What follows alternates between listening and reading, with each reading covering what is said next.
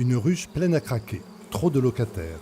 L'heure de la migration approche, une trentaine de milliers d'abeilles et leurs vieilles reines sont prêtes au grand envol.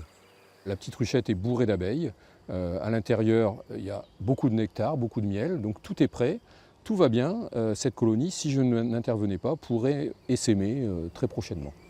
Il fait beau, le soleil brille, les fleurs débordent de nectar. C'est la saison de l'essaimage, une manière pour la ruche de se dupliquer et de permettre à l'espèce de perdurer. L'essaim va sortir de la ruche et s'accrocher à une branche, à un piquet, etc., tout près de la ruche pour se former. Des ouvrières vont partir pour explorer les environs à la recherche d'un gîte possible. Alors ça peut être un tronc d'arbre creux, ça peut être une cheminée, derrière un volet, ça peut être un abri quelconque. Un essaim, ça reste un danger. À Trémola, ce week-end, un apiculteur est décédé suite à plusieurs piqûres alors qu'il tentait de récupérer la colonie.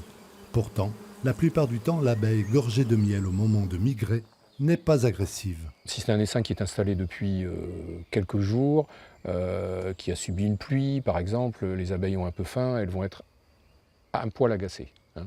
Donc là c'est vraiment possible de se faire piquer. Quoi qu'il arrive, devant un essaim, on fait appel à un apiculteur, on n'intervient pas seul. L'abeille mellifera, comme toutes les abeilles à miel, est une espèce protégée et son essaim ne doit surtout pas être détruit. Il fera d'ailleurs le bonheur de l'apiculteur, heureux de l'accueillir dans une de ses ruches.